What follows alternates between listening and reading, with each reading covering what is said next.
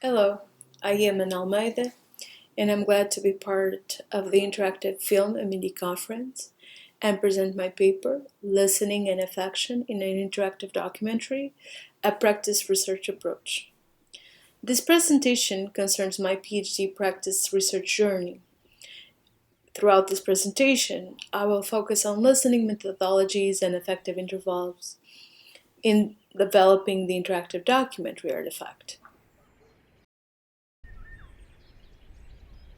My practice focuses on Portuguese descendants and their families' recollections of migratory experiences during the 50s and 70s. The interactive documentary titled Orange in the Pocket, Aerograms, and Derisive Memories incorporates 4 family archives depicting the fragmentary nature of these remembrances. In recent years, there has been a shift towards conceptualizing polyphonic digital spaces and decolonizing practice-based research in the interactive documentary, resulting in a fertile union of theory and practice. As a researcher and a practitioner pursuing a PhD, I investigate the intersection of interactive documentary practices and family archives from the Portuguese diaspora within a practice-based research framework. This paper aims to discuss the development of my interactive documentary practice by examining this work through the lens of listening, listening being, empathic listening, and effective intermediality, reflecting on how these concepts and ideas relate to new spheres of dialogue, polyphony, multiple interpretations, while considering an embodied experience of the interactive documentary. This paper questions listening gestures and effective resonances that emerge when engaging with audible remembrances and family archives within an interactive documentary space. São essas imagens que o meu pai, de histórias que o meu pai me conta da vida dele, principalmente no Dom Grande. The creative process begins with the act of remembering alongside family members, focusing on the transmission of memories and excavation and discovery of family archives. This practice-based research employed an auto-ethnographic approach, where I sought to uncover traces of my maternal grandparents' migrant journey to Canada in the late 50s.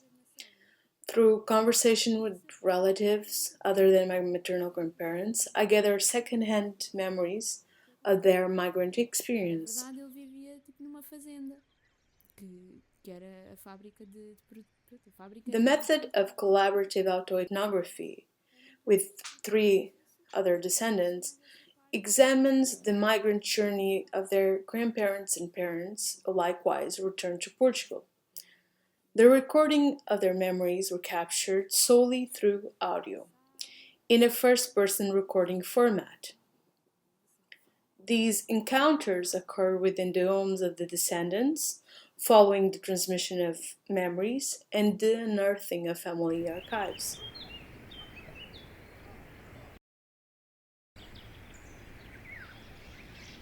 Eu li cartas do meu avô, deliciosas, para a minha avó e para a minha mãe, para as minhas tias, em que o meu avô descrevia tudo o que via, fazia desenhos. During these recording encounters, where I attune to their voices, I strive to listen from a state of inner silence, while conducting the semi-structured interview.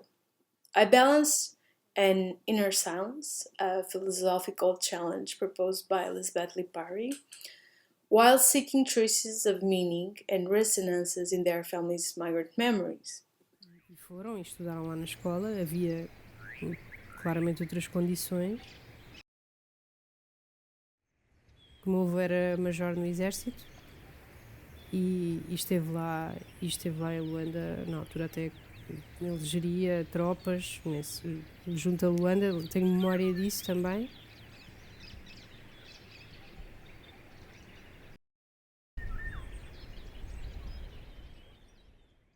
The descendants' memory work transcends generations and emphasizes a separation, a gap between the past and the present, that reflects an individual's understanding of what it means to be a migrant. Additionally, this process involves a gathering of migrant effects, which in this creative process is rooted in different acts of listening. A minha mãe recorda que a minha avó foi chamada à escola com o pedido para que não falassem português em casa, pois a minha mãe misturava as duas línguas. Mas era ainda muito pequena. Between voice, with rhythms, timbres, melodies, language and written text, the gesture of listening echoes in this practice through different traces, namely recording the voices only through audio, then deciding not to include subtitles throughout the interactive documentary. Instead, but not despised, to insert fragmented memories in Portuguese, French, and English as the language of the migratory foreign countries and the country of the departure. Some are repetitions of words spoken but asynchronous with the audible moment. This play of relation and meaning in encounters with unfamiliar voices and stories, as a practitioner and then as an interactor within this artifact, also adds to the in-betweenness of embodiment, affections and sensations. Mas o Canadá destas memórias já não existe. Adorava ir até ao Canadá, com a minha mãe, para ela revisitar o país onde nasceu.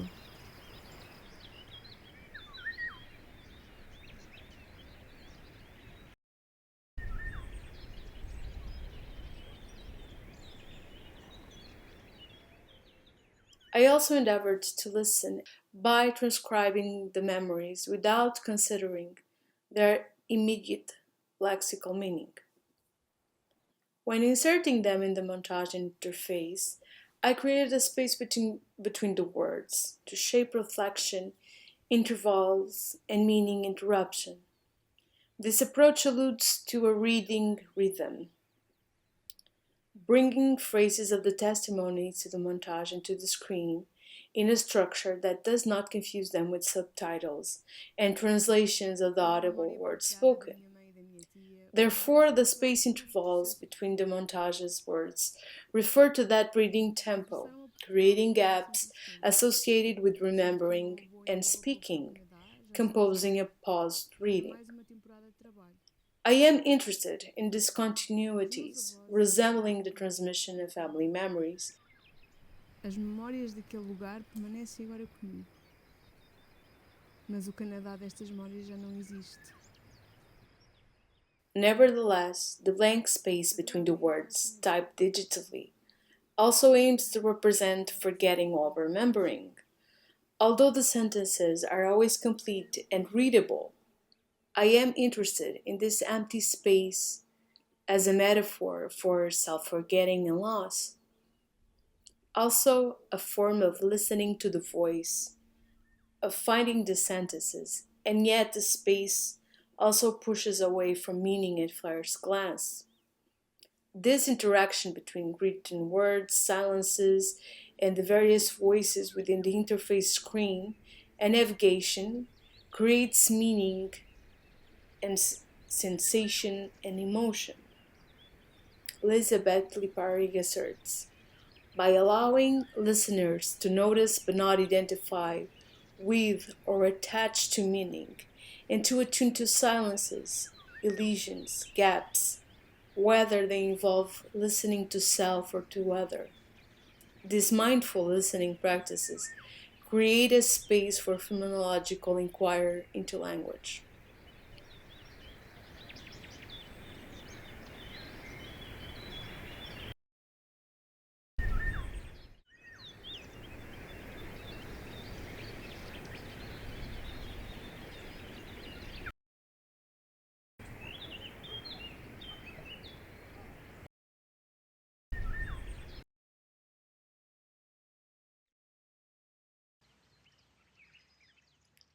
The sound montage focuses on the voice and ambient soundscapes involving each testimony, emphasizes the arrangement of sound and the act of listening, highlighting how the voice can manifest as a presence and in some moments perhaps resembling an apparition.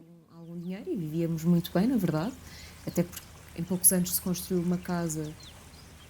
O ponto de partida deles foi fazer dinheiro para uma vida melhor. O meu pai era uma pessoa pobre, nós sabemos isso porque ele só tinha umas calças para a semana, umas calças para o fim de semana, uma camisa para a semana e uma camisa para o fim de semana, e não havia mais. This suggests the importance of an embodied listening in interactive documentary. Author Irina Linebacker writes, "When someone speaks, apathic listening implies embodied attention to and a bodily taking in of a voice's textual and emotional qualities, as well as the perceived meaning of their words."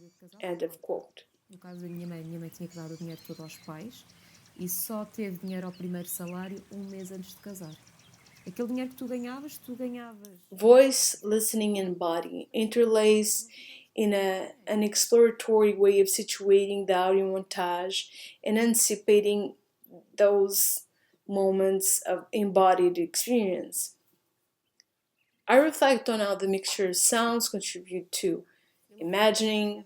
Could I emphasize the effective nature of listening to voices and sounds that live in dissonance and completion with the digitized analog imagery? Eu não sei até que ponto é que ele não foi buscar estas pequenas coisas, as máquinas fotográficas e as câmaras de filmar, de forma a fazê-lo. From a collaborative auto-ethnographic perspective, there was always a gesture of care in how, with the listening being approached, we can balance the meaning of language of voice with an awareness to its rhythm, timbre, and tonality. The physical bodies and faces conveying the recollections and the memories are absent from the footage. One can navigate the interactive documentary while mixing the order of the content, discovering voices perceived as disembodied voices. Since they are outside the imagetic space and frame, only inhabiting the out-of-frame visual landscape. From another angle, this absence redraws a layer of listening connected to physical gestures and physical expressions as identified by Lisbon. I wondered if we can consider this absence in an imaginary space of listening, pushing for an embodied interaction.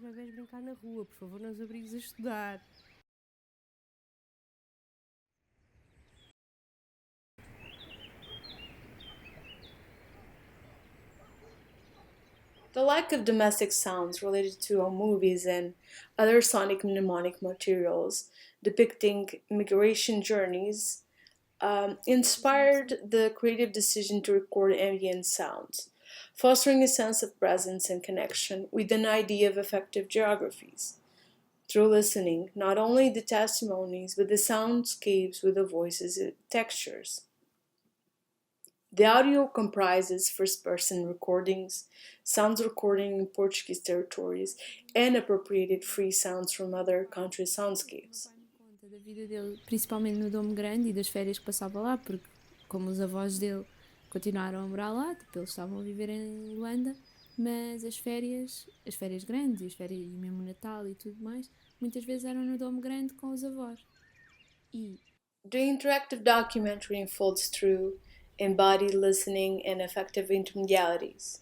I perceive affective intermediality, as suggested by Agnes Peto, as a reminder to look for the sensuous excess and affective performativity within the interactive documentary practice.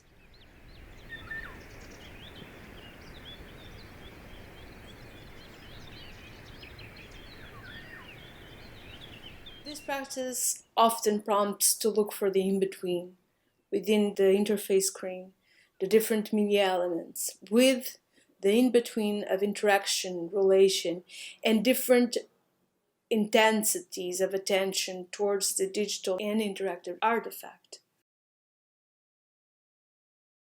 But also the unfolds with sounds moving through our body, and the diverse intensities and forces between self and the artifact. A significant finding in this practice research relates to an effective appropriation of the family's archives, and the disembodied and sonorous voices in the interactive documentary space, allowing them to be in dialogue and for the interactor to construct a personalized narrative.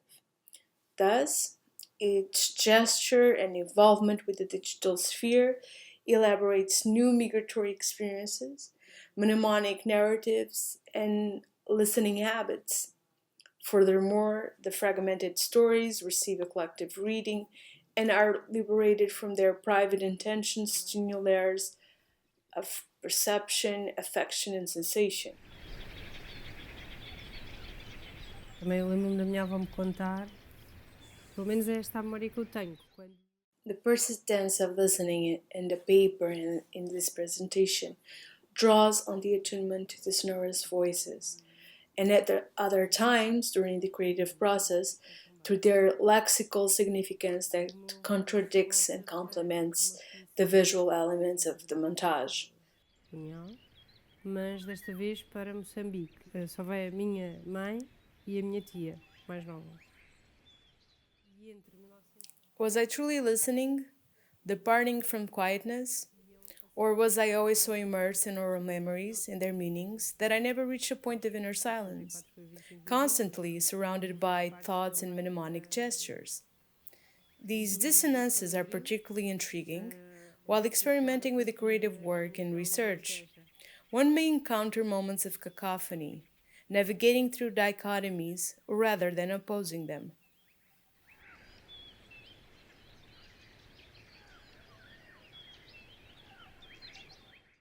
As a researcher practitioner, I embrace the challenges and limitations of working and listening to a small sample of voices and memories, while striving for polyvocality, haptic and embodied experiences.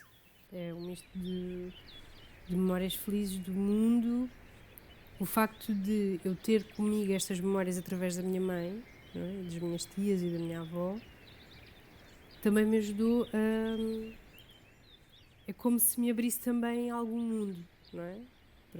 Ao longo do meu crescimento e ainda hoje, não é? Faz-me sentir um bocadinho mais cidadã do mundo do que...